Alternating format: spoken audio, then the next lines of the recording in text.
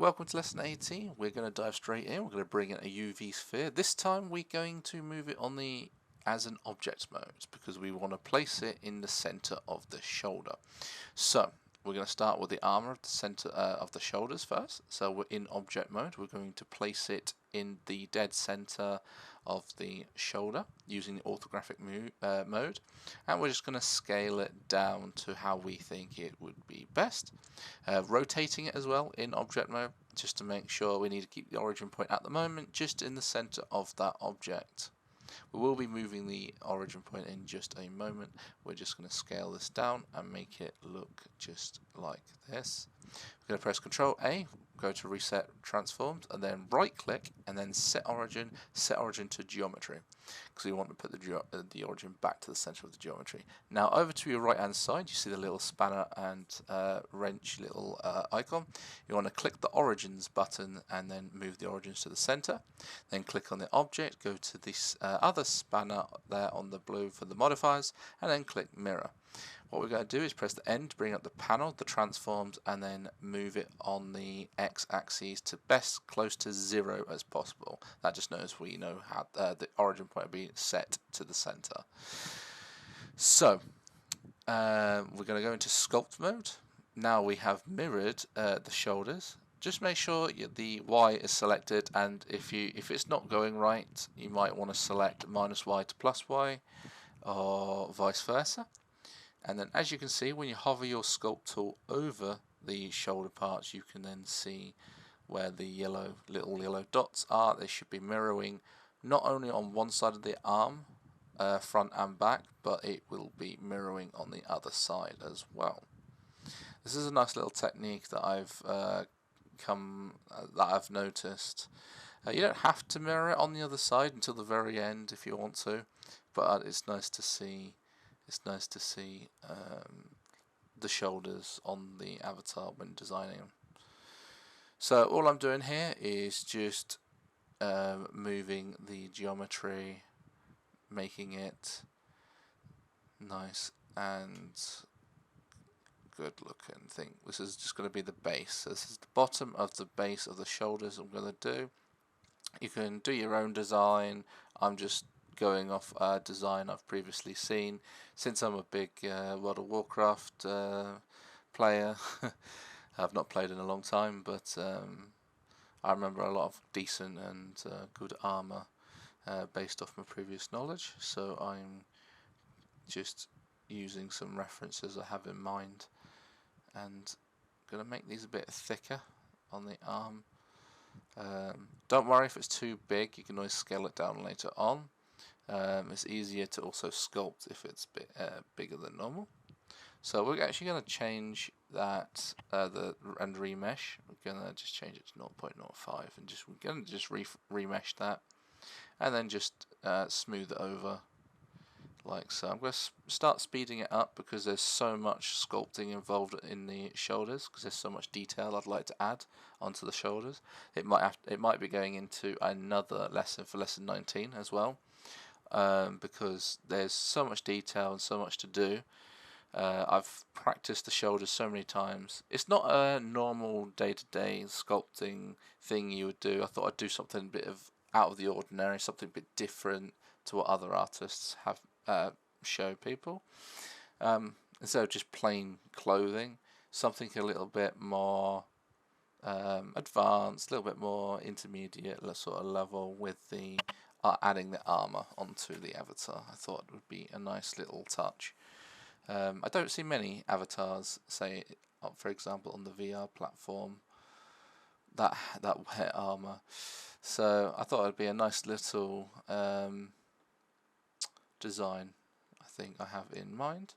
But obviously if you want to like make a dress or another piece of different type of clothing, not to worry, I can totally go over that in another video and show how you would do that, as there's multiple ways to add clothing to an avatar. You can sculpt them on or use simply cloth add-on if you don't mind spending a little bit of money. I think it might be free, I'm not entirely sure, but yes.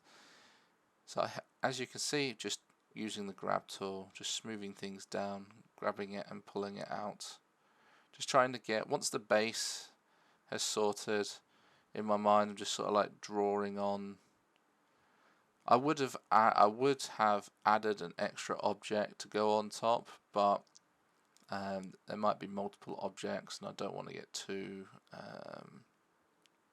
complicated. So I'm just going to use the mesh and use the sculpt brush just to add the geometry on top, just to add extra layers. It's sometimes really good to keep the mesh low poly when sculpting, because when you do remesh in a higher poly, then every bump gets taken into account. So even if you just pull one little pixel out, it will then look like say like a spike or something. So that's very clever to remember for future. So as we're going over with the draw sharp, just experimenting here, pushing it in, and then I just decided actually to just draw over the top and then just smooth that down because it's a bit too big. So I want to have some sort of spikes here at the bottom of the shoulders, and then what I'm going to do is just extend the bottom bits of the shoulders, trying to get them to be I'm going to try and make them spiky, make them more 3D, like triangles sort of like sticking out. So there's a lot of sculpting involved when it comes to creating something like this. There's a lot of detail involved. So,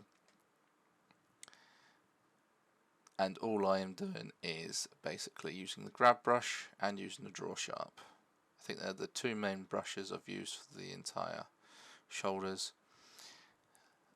And now and again I might need to use the inflate if I feel like I just need to stretch the geometry or make the geometry raise a little. But as you can see, I'm just sort of redesigning the middle spike.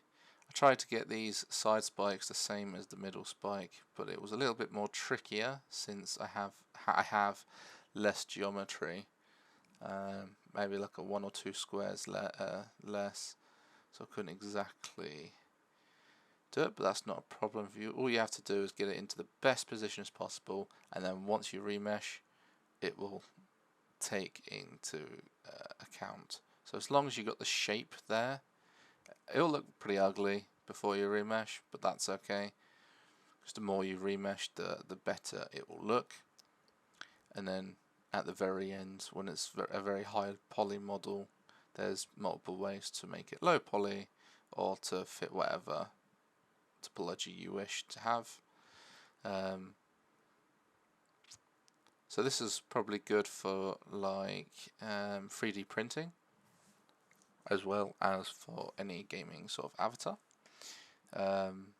We will be going over the whole avatar using another topology method, using the mesh method of duplicating planes and going all over, just to create the outer shell sort of thing.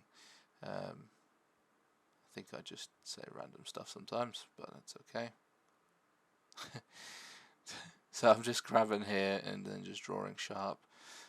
Sometimes when I'm rotating I end up inside the avatar's head and stuff, but I want to make sure I have enough of a gap. I wanted to make these a bit more spiky on the shoulders, because I had a bit too much geometry.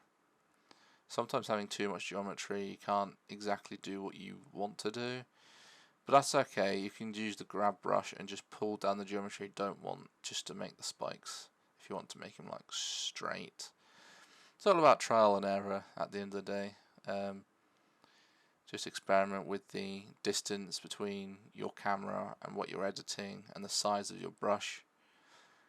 I try and keep my brush the same size, and then just zoom in and out of the object that I'm modeling, or that I'm just using the brush over. but sometimes it doesn't always work.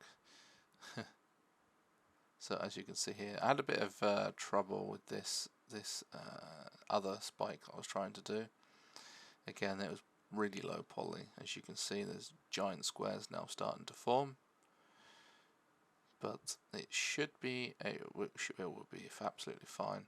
Even if you don't get it into the shape you want to get it into, get it as close as possible, because you can still sculpt it once you've remeshed, as long as it's not too complicated after you've remeshed. Sometimes I like to create an extra save, just so if I ever needed to go back or I've made a mistake and it's long gone, then it's always good to go back to a previous saved file and then just practice and try again. So as you can see, just trying to stretch it out and make that come out a little bit more, just around the edges. I will be remeshing this shortly. I'll probably do that in the next lesson. We're a little bit over 10 minutes in this lesson, but that's fine. There's so much to cover and so much to sculpt on the shoulders. We're going to dive straight into the next lesson and we're going to continue on with the shoulders. We're going to remesh it, add some more details on, and try and finalize the spikes and try and get those spikes to be nice and good looking and that on the shoulders. So without further ado, I'll see you in the next lesson.